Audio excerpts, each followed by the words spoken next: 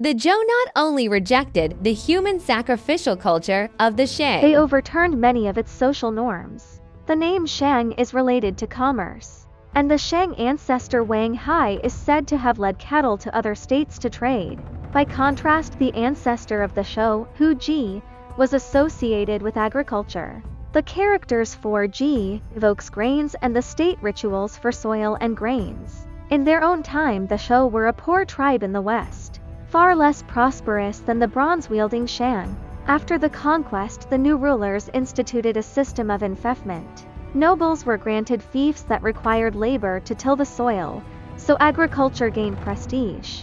Hexagrams in the I Ching abound with references to sowing and harvesting, reflecting this agrarian focus. The condemnation of Shang cruelty influenced later policy. From the Qin and Han onwards, Chinese rulers exalted the scholars, officials, and the farmers while ranking merchants at the bottom. Both legalists and Confucians distrusted profit-seeking. Confucius revered duke-show and promoted virtue over violence. It is no surprise, then, that the age-old emphasis on agriculture and the suppression of commerce stems in part from aversion to the Shang's mercantile culture.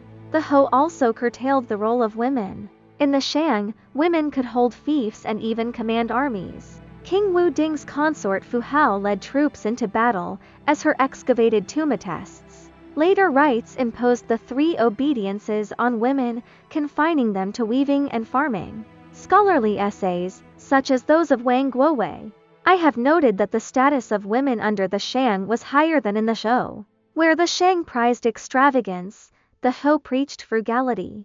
Records describe the last Shang kings building pools of wine, hanging meat like forests, and staging licentious revelries. Duke Hou responded with a proclamation against drinking, reminding the populace that the fall of the Shang was linked to indulgence. Brewing wasted grain needed for the fields, fasting and restraint became virtues. Hierarchy, moderation, and the separation of genders were upheld as moral goods. These values, many of which endure in Chinese culture, stand in direct opposition to aspects of Shang society.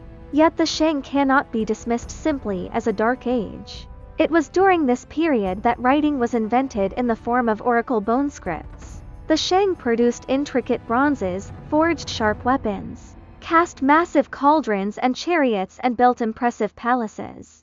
Their artisans created exquisite jade and jewelry. They excelled at trading and harnessed the ox cart.